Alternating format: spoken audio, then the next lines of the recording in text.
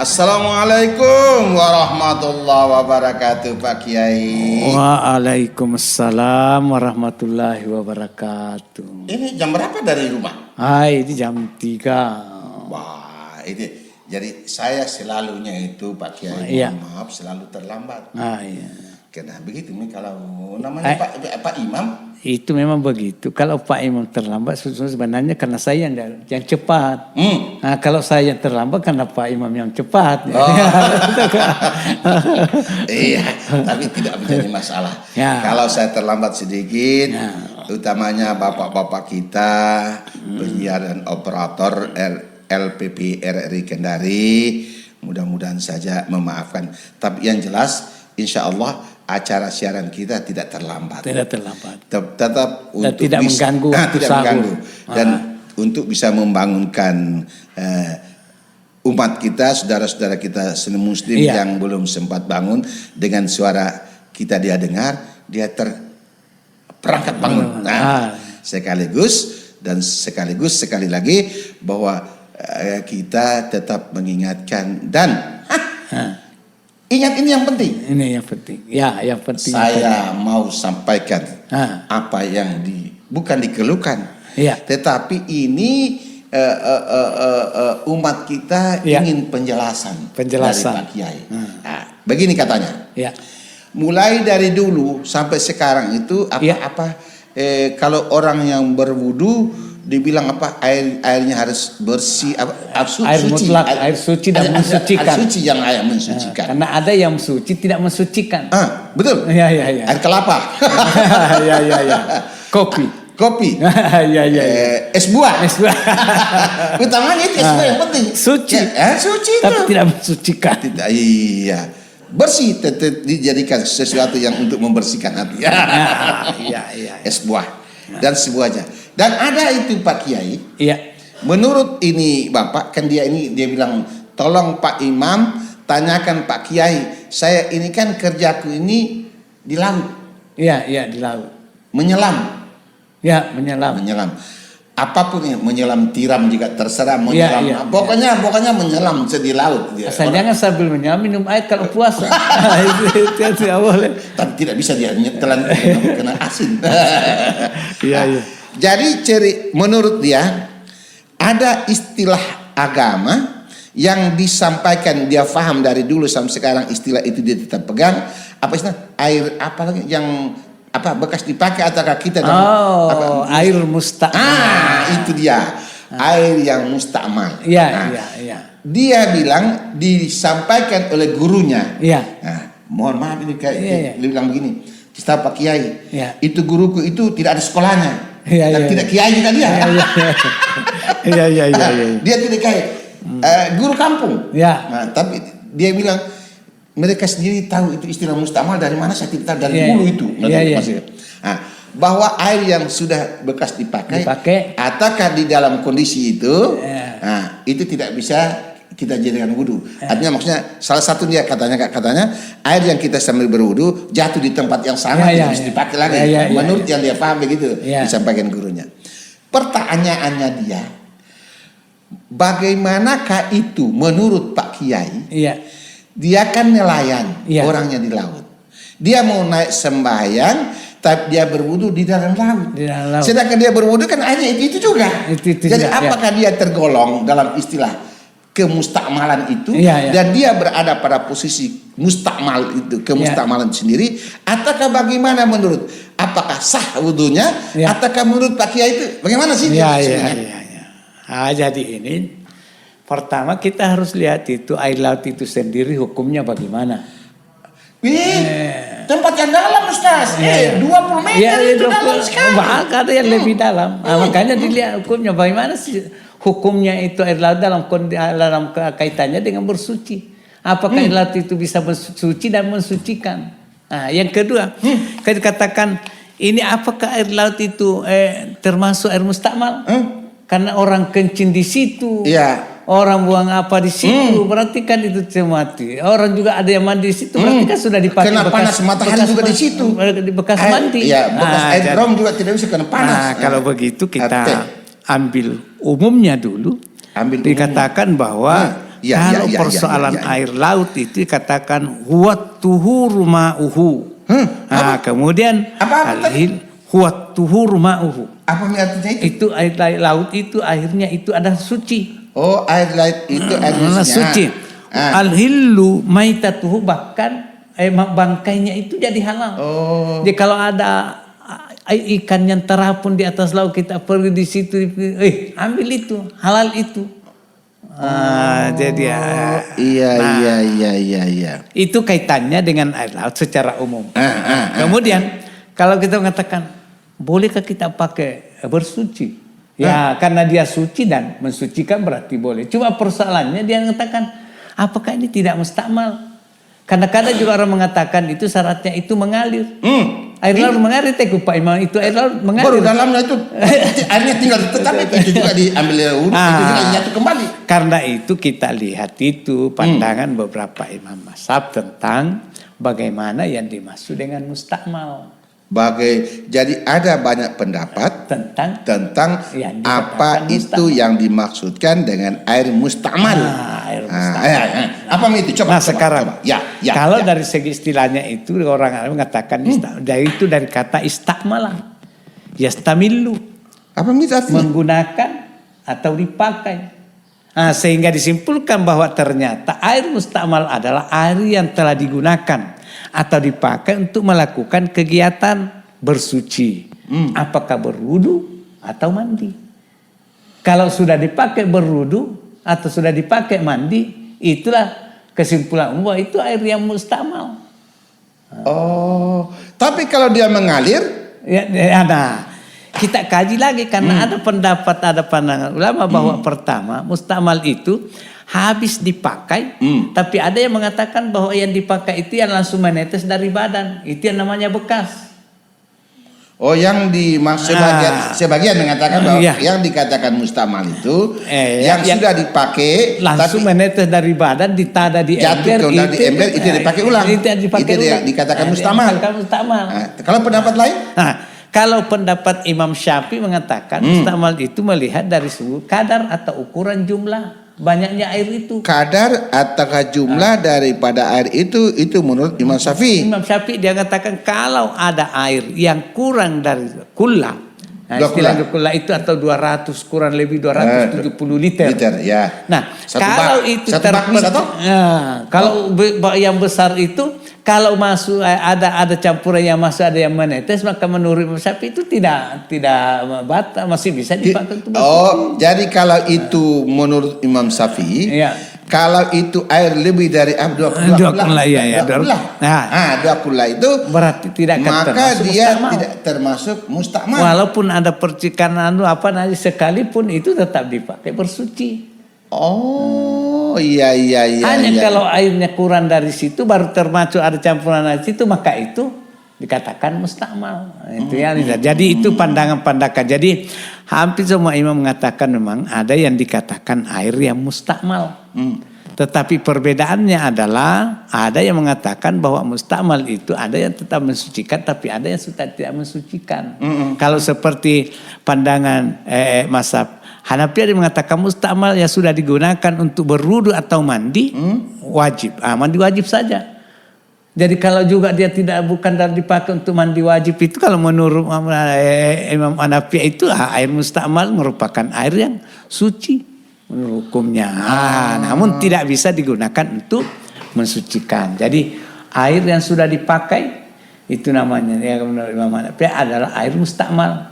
Kalau sudah dipakai maka jangan dipakai lagi untuk bersuci. Jangan sampai kita hemat air. Ini musim kemarau. Ya, betul. Kita mandi, kemudian sisa mandi-mandi itu kita tada lagi di ember. Nanti kita pakai berwudu. Atau kita salurkan lagi lewat selang, kasih jatuh dia lari ke sana kan bersih lagi. Memang harus hati-hati tentang air yang mustakmal. Jadi ada perbedaan pendapat para ulama tentang air yang mustakmal. Ada yang melihat dari segi kalau dia kurang dari atau kurang dari 270 liter kurang lebih, maka itu tidak, kalau dia sudah dikatakan sudah dipergunakan. Itu kalau menurut Imam Syafi'i. Kalau menurut Imam Syafi'i. Kalau Imam lain. Kalau menurut Imam Maliki bahwa al mustakmal yang sudah dipakai untuk mengangkat atau membuang hajat, baik berwudu maupun mandi. Nah, pendapat dari mazhab Hanafi dengan mustamal adalah air bekas wudu atau mandi yang menetes langsung dari tubuh. Jadi beda dengan kalau umpamanya kita ada keran, Ya. kita berwudu di situ. Ya. Ternyata ini wudu itu ada juga yang sisa itu kan terpencil karena lantaran kencangnya masuk di ember. Nah, ternyata masuk di ember itu sampai banyak juga jadinya. Nah, karena dia tidak langsung dari badan. Kalau menurut Imam Malik dia bilang itu tidak, bukan. Tidak, mustamal bisa dipakai untuk kegiatan lain. Ya, bisa dipakai untuk mandi junub. Itu. Kan ada juga yang mengatakan itu kan mustamal itu hanya untuk kaitannya dengan wajib berwudu wajib. Tapi kalau untuk dipakai yang mensuci apa saja, bahkan berwudu tapi dipakai untuk yang sunnah, itu juga tidak tergolong mustakmal. Tapi kan apakah Pak Imam itu pisahkan itu air? Oh, ini yang mustakmal, ini yang tidak mustakmal. Untuk pada pembahasan karena cuma sunnah biar pakai saya mustakmal aja. Saya kira makanya untuk kehati-hatian kita, saya pikir itu yang penting. Sekarang kan alhamdulillah masing-masing rumah sudah punya sumur bor. Jadi Ode Sabangka, kau dengar mitong? Dibilang Pak Kiai dua pendapat. Ya. Mustakmal yang jatuh dari tangan air sementara berwudu jatuh di dada, itu yang mustakmal.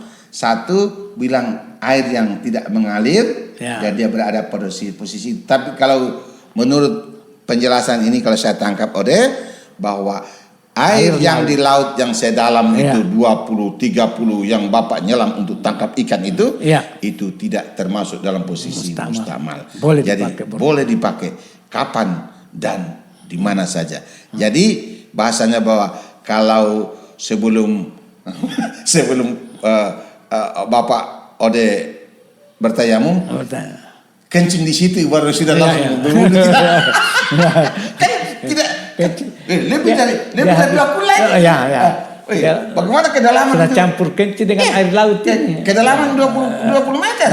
5 meter kali itu. 20 hanya 100 liter gitu, 200 liter gitu, yang sedikit sekali. Itulah bagusnya. Habis mandi sudah kencing juga di situ. Berwudu di situ tidak apa-apa. Tidak ada apa-apa. Jangan dipikir, saya harus berangkat ke sana 1 kilo berenang dulu baru saya berwudu di sana. Ataukah menyelam ke bawah berwudu di bawah baru muncul ke atas sekali bawa dari ikannya. Bilang habis berwudu tangkap ikan. Ya, jadi itulah dasar umumnya bahwa air laut suci dan mensucikan. Bahkan dikatakan bahwa itu airnya suci, bahkan bangkainya itu halal. Oh ya, salah satu di antara sekian yang dimakan yang tidak yang halal dia bangkai itu apa namanya? Air ikan bangkai dengan di laut. Bangkai di laut. Satu lagi kan belalang ya? Belalang karena tidak berdarah. Jadi yang punya kebun luas tangkap saja belalang. Kita makan belalang. Yang di laut makan semua ikan. Asal ikan yang beracun jangan dimakan. Oke. Ini masih ada waktu kah? Saya mau pulang makan siang ini. Masih ada? Masih ada. Ini dibilang operator di balik kaca masih ada waktu. Nah, sekarang ini Ustaz. Sekarang ini begini. Ada satu lokasi, satu daerah. Menurut kalau data kartu penduduk 99,9% Muslim. Bukan Pak Kiai, Pak Kiai. Islam semua. Tetapi ini jadi masalah ini. Ada masalahnya. Masalah di tetapi situ. Tetapinya kan sekarang ini kan bukan hampir lagi, semua rata-rata itu. Setiap ada desa ada masjidnya. Ada masjidnya, iya. Ada masjid. Apapun istilah-istilahnya yang penting ada masjidnya. Apakah dia langgar ataukah surau ataukah apa segala macam, pasti ada masjidnya. Namun di sini ada beberapa tempat dan ada beberapa yang difahami oleh imam-imam kita. Nah, ini saya tidak tahu ini apakah pendapat ataukah mazhab apakah itu saya tidak tahu ini. Karena saya juga hanya mewakili Pak Imam. 40 orang kalau salat Jumat minimal atau yang paling bagus 40 orang yang bisa salat Jumat baru absah. Sekarang begini, menjadi masalahnya begini. Di desa A, di desa B bertetangga, masing-masing punya masjid. Desa C juga ada masjidnya. Rata-rata tadi ini di KTP penduduk 99,9% Islam. Saya tidak bilang mukmin, Islam saja. Tiga-tiganya semua begitu. Tetapi hampir sama pemahaman dan yang dimiliki oleh imam. Bahwa kalau kita sembahyang tidak cukup 40 orang. Biar 3 desa itu baku kumpul tidak cukup 40. Jadi yang sekarang pertanyaannya adalah, saya ini sebagai imam,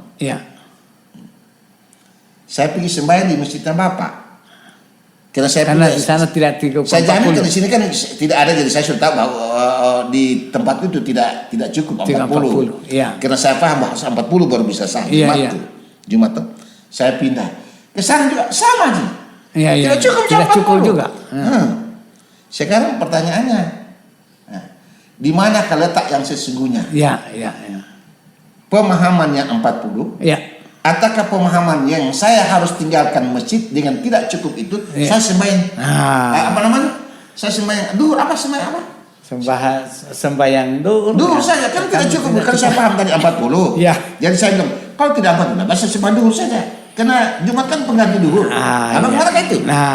Inilah, jadi kita syukur karena kita biasa mendengar disampaikan bahwa Rasul mengatakan perbedaan itu kan rahmat. Perbedaan itu rahmat. Perbedaan itu ummati rahmat. Perbedaan di antara umatku itu merupakan rahmat. Tetapi perbedaan yang tadi itu, itu juga ada perbedaannya. Makanya kita mau lihat perbedaannya. Apa ini bisa menjadi Nah, hukum Jumat memang itu berbeda pendapat para imam. Pendapat di kalangan Hanafiyah beda dengan Malikiyah, beda dengan jadi yang persoalan ini masalah 40 dan tidak 40, masalah tinggalkan desa dan tidak tinggalkan desa, dan masalah tidak sembahyang Jumat jadi ganti jadi duhur, banyak pendapat. Tapi karena dengan banyaknya pendapat itulah yang kita katakan alhamdulillah dengan ada pendapat itu, karena diikuti salah satunya berarti benar. Jadi banyak pendapat, tapi kita bisa ikuti satu pendapat. Itu benar. Jadi Jumat kurang dari 40, ada orang mengatakan boleh. Lebih dari 40 boleh. Silakan Jumat kurang 40 Jumat, lebih 40 Jumat. Yang tidak bagus, yang tidak pergi salat Jumat. Ataukah yang tidak bagus gara-gara itu 40 ataukah tidak diabsen. Nah, jangan dibiasakan juga orang dipaksakan datang salat Jumat sehingga harus diabsen. Karena nanti Jumat absen. Berarti sembahyang juga tidak dipaksa. Sama dengan orang berpuasa. Bukan dia berpuasa karena wajiban atas dirinya, tapi karena bosnya. Ditanya, "Kenapa kamu rajin puasa?" Kalau tidak puasa nanti bos marah. Kalau tidak puasa nanti tidak dikasih THR. Berarti itu puasanya puasa THR. Nah, sama dengan itu. Jadi kita lakukan ibadah itu karena berdasarkan aturan-aturan, kemudian ada ketetapan dan didorong oleh imam. Jadi tadi Pak Kiai bilang, jangan dia puasa, jangan dia pergi sembahyang Jumat, kan dipaksa. Ataukah dia puasa Ramadan? Dia mau tunggu THR. Saya mau pulang sahur Kita sahur dulu, nanti kita lanjutkan pada episode lain. Kita tunggu lagi THR. Assalamualaikum warahmatullahi wabarakatuh. Waalaikumsalam.